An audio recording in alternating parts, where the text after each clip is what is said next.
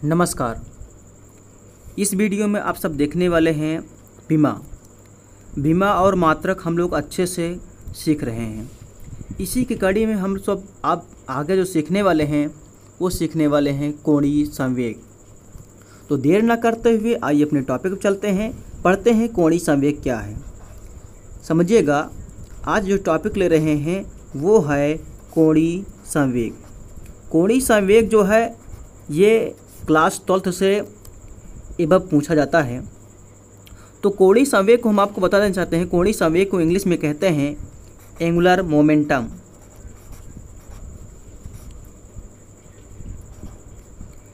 Angular momentum अगर English में देखा जाए, इसे इंग्लिश में कहते हैं एंगुलर मोमेंटम। अब बात ये आती है कि एंगुलर मोमेंटम का फार्मूला क्या है, इसका सूत्र क्या है।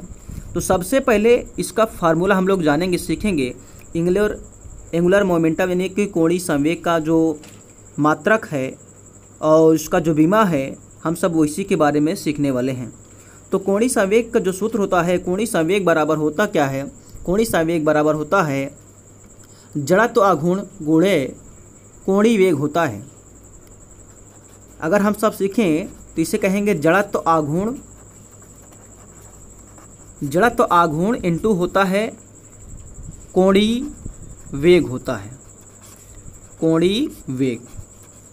अब बात पड़ती है कि कोणीय संवेग का जो फार्मूला बनेगा, जो इंग्लिश में अगर हम लोग कहें तो इंग्लिश में अगर हम लोग देखें, अगर हम कोणीय संवेग को व्यक्त करें एल से, जड़त्व आघूर्ण आप सब जानते हो कि आई से व्यक्त किया जाता है, कोणीय वेग को ओमेगा से व्यक्त किया जाता है। तो जो इसका फार्मूला बने क्या बनेगा?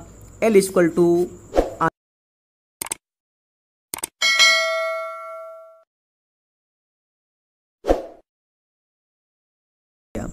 अब कोणीय संवेग का आपको फार्मूला पता चल गया है। तो इसी के कड़ी से हम लोग आगे बढ़ते हैं और सीखते हैं कि जड़त्व आघूर्ण और कोणीय वेग का मात्रक क्या है। तो जब तक हम लोग इसको तोड़ के नहीं हल करेंगे समझ नहीं आएगा, तो हम इसको डीपली में हल करके बताएंगे।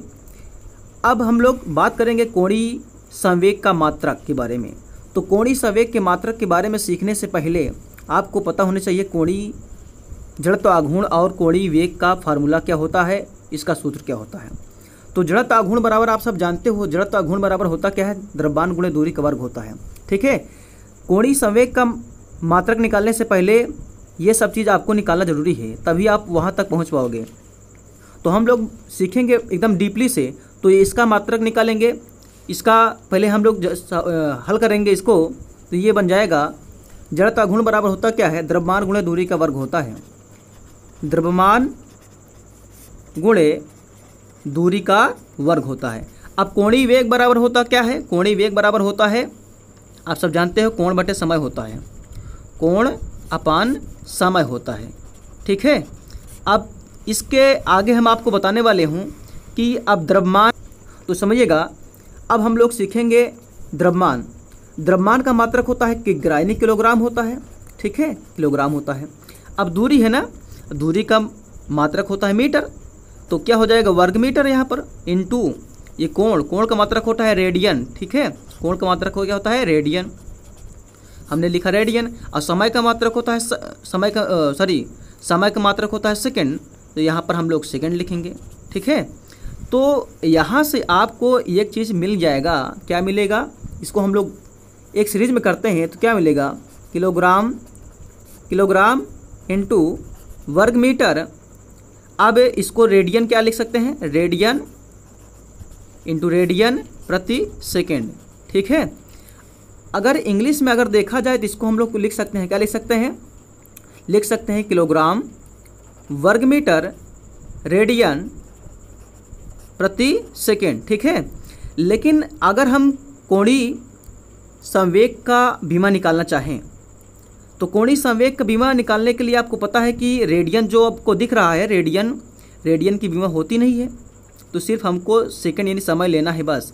तो क्या बन जाएगा? एक जिसका उसका मात्रक यानी कि कोणीय संवेग का जो मात्रक बनेगा, तो कोणीय संवेग का मात्रक निकालने के लिए बस रेडियन को आपको छोड़ देना है बाकी आपको ले लेना है। तो क्या बन जाएगा किलोग्राम, ठीक है, किलोग्राम वर्ग मीटर, किलोग्राम वर्ग मीटर प्रति सेकंड लिखेंगे, बस इतना ही लिखेंगे बस, ठीक है।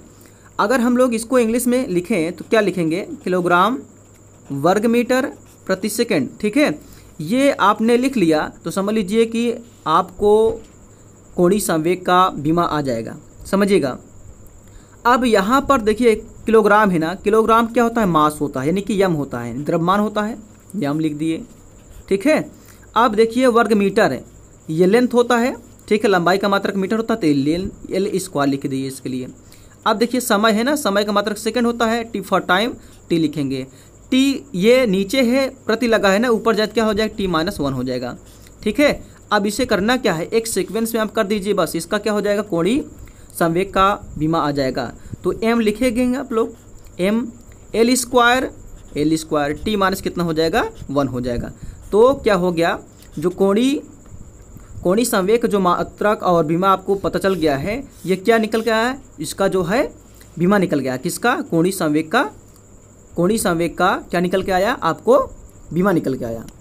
अगर आपसे पूछा जाए कि कोणीय संवेग का मात्रक क्या होता है, तो आप लोग यही बताएंगे, कोणीय संवेग का जो मात्रक होता है किलोग्राम वर्ग मीटर प्रति सेकंड होता है, किलोग्राम वर्ग मीटर प्रति सेकंड होता है। ये क्या है, ये उसका मात्रक है, किसका, कोणीय संवेग का मात्रक है।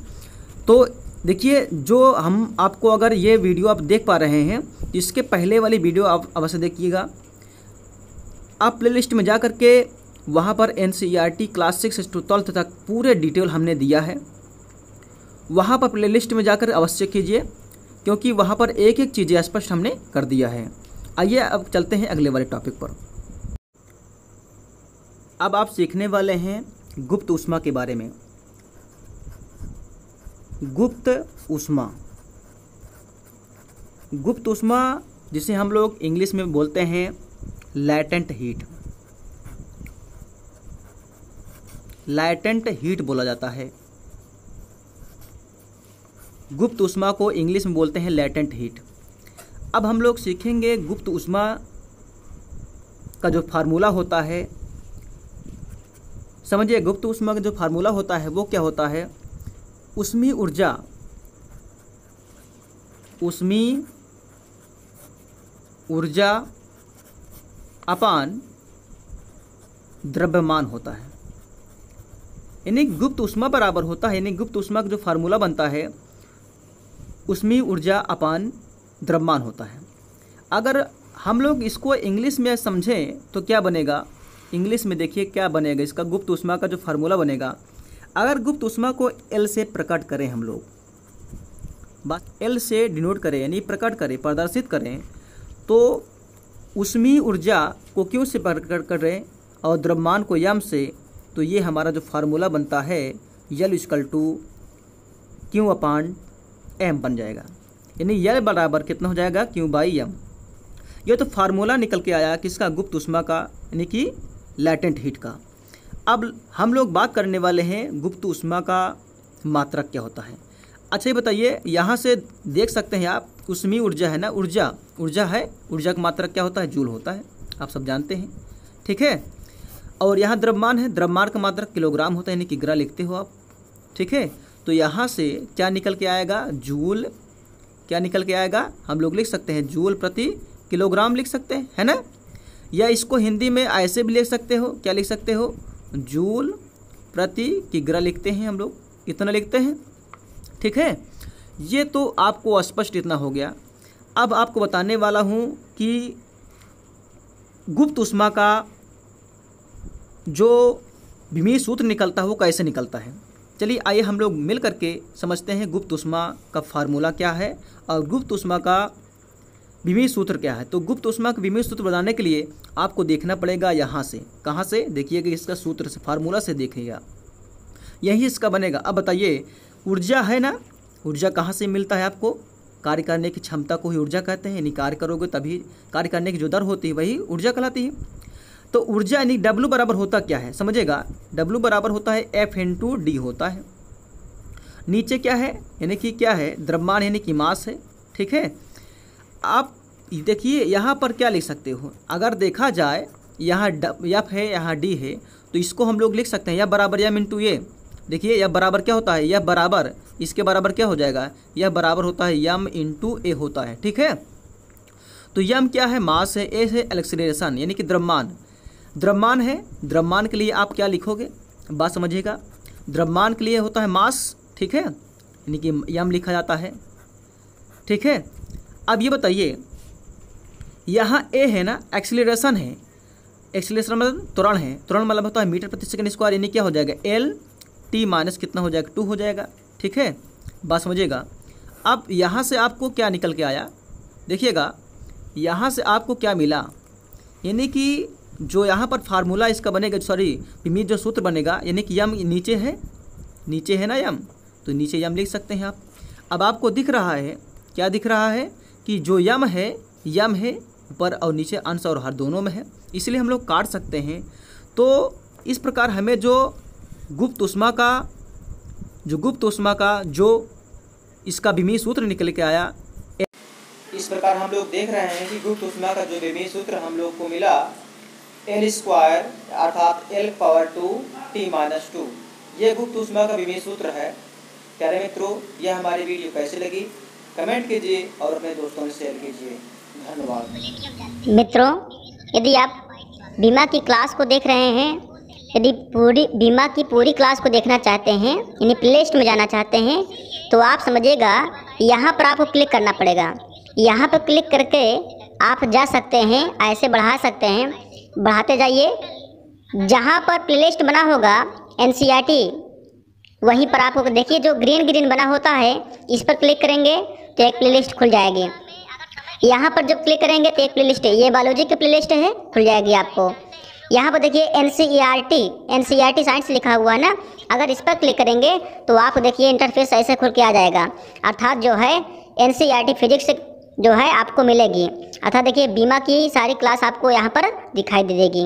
अर्थात यहाँ पर देख पा रहे हैं बीमा के जितना चीज़ बताए हैं, यानी फिजिक्स में वो सारी चीज़ आप देख पाएंगे। तो सारी वीडियो को यहाँ पर इस तरीके से आप देख सकते हैं। तो ये प्लेलिस्ट इस तरीके से आप देख पाएंगे। ऐसे बढ़ाते जाइए, पूरी जितने भी हैं टॉपिक इसमें साइंस में आपको सारी चीज़ें यहीं पर मिल जाएंगी। धन्यवाद।